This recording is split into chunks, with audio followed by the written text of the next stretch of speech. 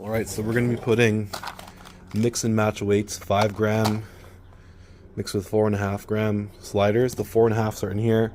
I've noticed that my top speed is only like, let's see here.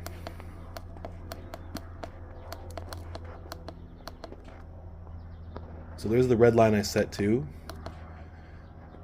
So that RPM I hit when I mix and match 5 gram and 4.5 gram.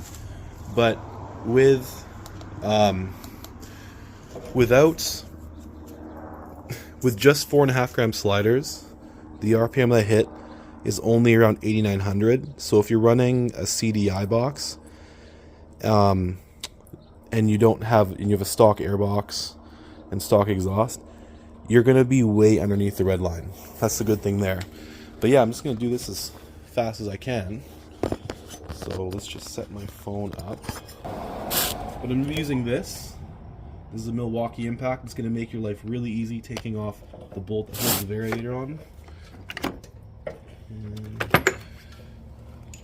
So generally you're only going to be using 8mm bolts coming off, but I got some 10s on there because of some modifications.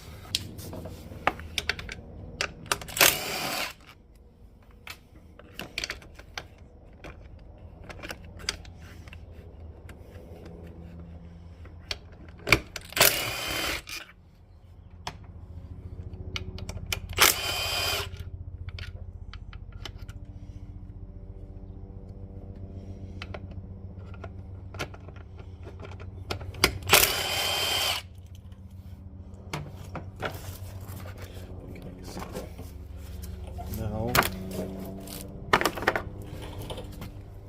put my 8mm on.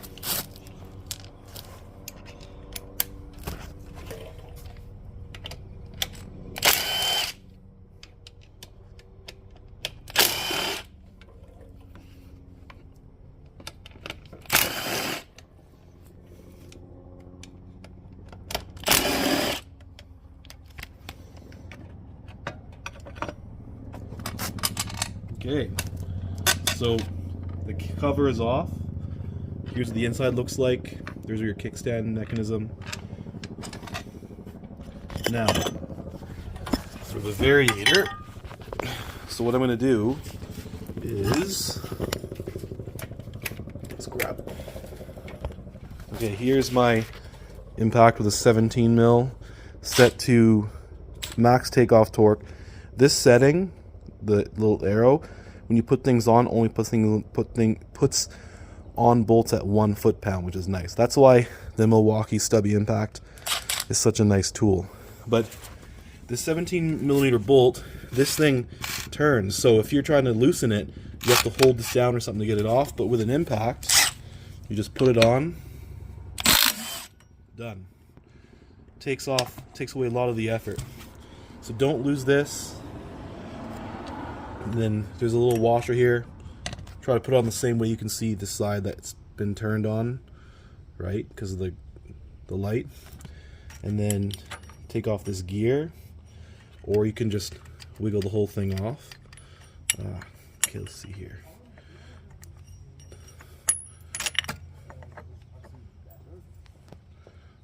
Remember, there's little gears in this. There's gears in this too, so be careful.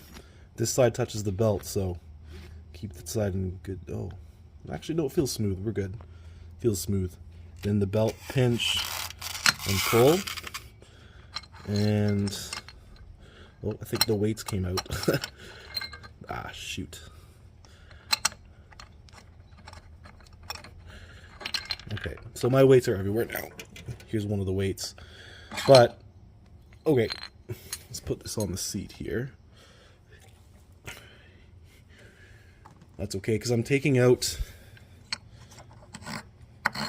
half of them anyway. Oh. Oh, hot, hot, hot, hot. Very hot. Because I'm doing this. Yeah.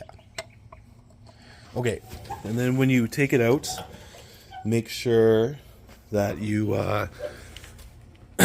inspect this pin. Just make sure it's clean because this thing has to slide freely. So, okay, there's a little bit of grime on there, so I'll just wipe it. Okay, there's no special way to put this in, but okay, so you can kind of see what's happening here.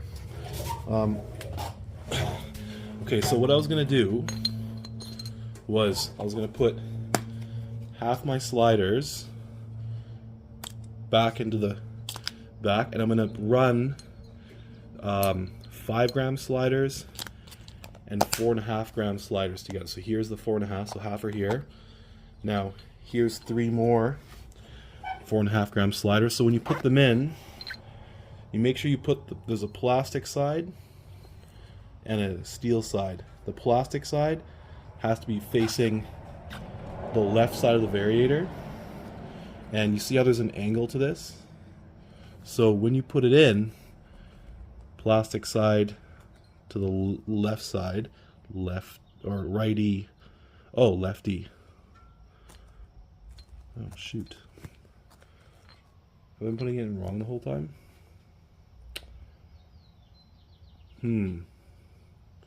Okay, let's see here. Well, can't be because it's been working. Okay, so, okay, yeah, plastic's on the left side. So, let's see here. Left, right. Okay, yeah, good. It's going to go in like so. You're going to have it, so when you put it in, that sits like this, and then it's going to, like, the flat side's going to be touching the inside of the variator, right? But when you do this, you have to make sure that you put it in every other one. If you don't alternate these, apparently you can have catastrophic failure. So I've got 3 4.5 grams, 4, 4.5, 4.5. Now we're going to put in the 5s beside it. And the reason why I'm doing this is when I tested this yesterday, running 5 grams, my acceleration was at 77 to 7800 RPM with 5 grams only. With 4.5 grams, my acceleration's at 83 to 8800 RPM, but you lose top speed. You literally lose about, in kilometers an hour, I was doing 62, I lost 10 kilometers an hour, even though I have more acceleration at the bottom end. So this is going to give me and on steep hills, it made a 3 kilometer an hour difference, so it really doesn't matter. But, so if I run, so I've got a 4.5 and a 5, a 4.5, a 5, a 4.5 and a 5. If I run a variator setup like this, it's going to give me, for my heavy weight of 290 pounds plus my gear, it's going to give me a nice balance of acceleration and top speed.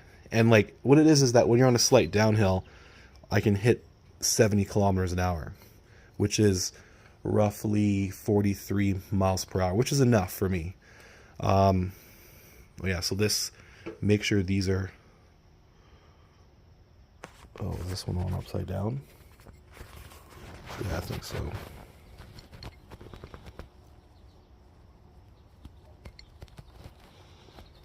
Make sure it slides on easy, and then when you put this on, make sure it's clean enough.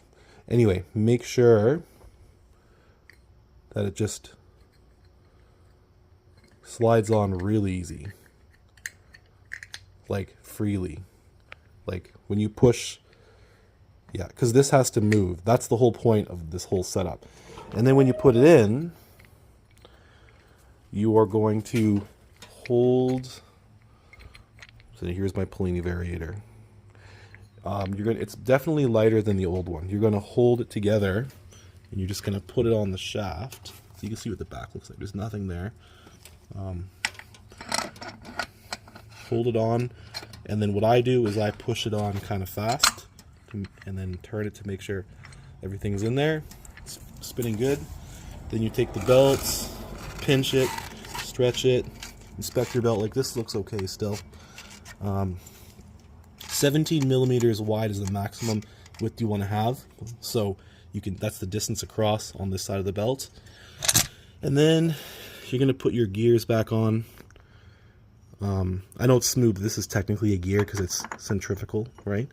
And then what I do is I make sure it's on those little gears and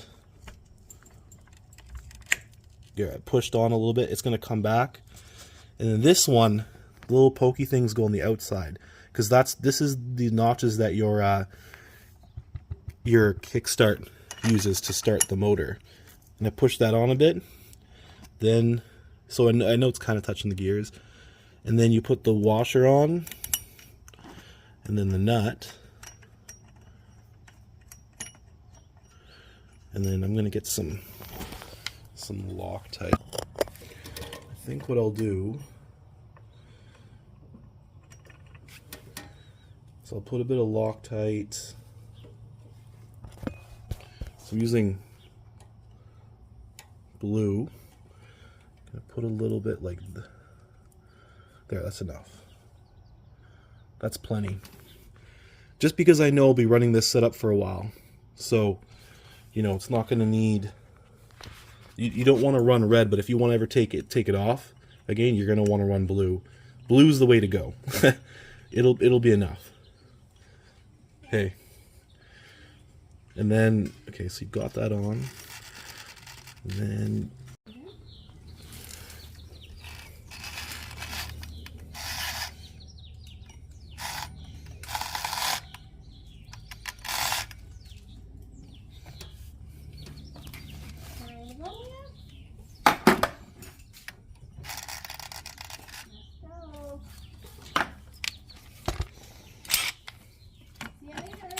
Yep.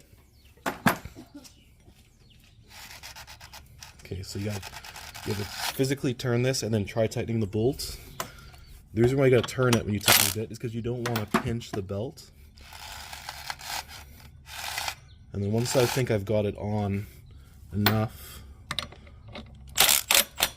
what I'll do, let's put this here. I'm going to pump my tool up to, the 2 is around 40 foot-pounds, and this bolt's supposed to be like 25, so I'm gonna hold the belt and just that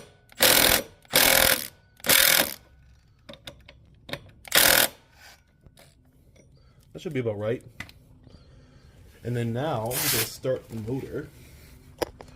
So you gotta check to see that it's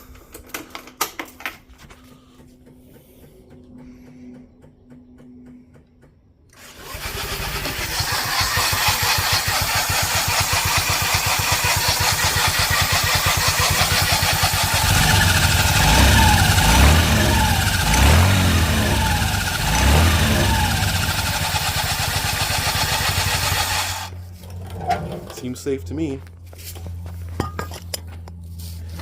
I'll just put the cover back on.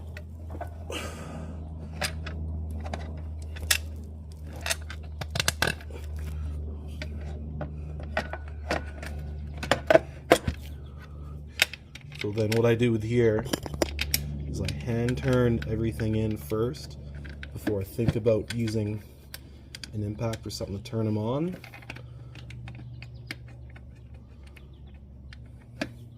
And then, let's see here.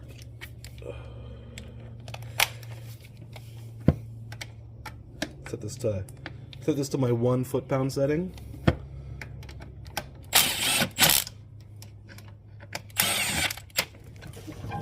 Just put them on so that they're touching, and you don't want to put these on super tight because it doesn't have to be, but there's a rubber gasket around it you don't want to pinch. And now let's put my hardware back. So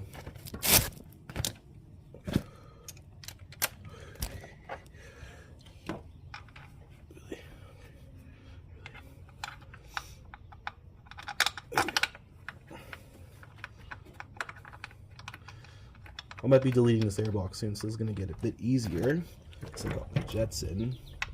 But we'll see, because I don't mind. It doesn't. You're not going to gain much power from the 49cc motor by deleting the airbox. But if you can gain some mid-range RPMs, that would be ideal. Okay, next.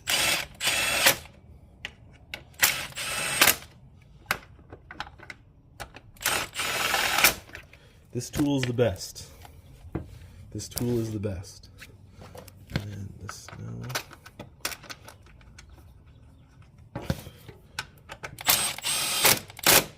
And now what I do is I check everything by hand, because you don't want things to be too tight. So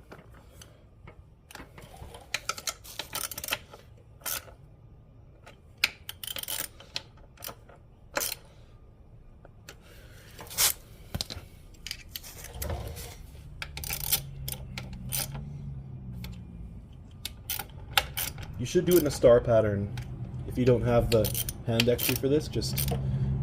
And if you're really worried, go buy yourself a small wrench. Anyway, that was it.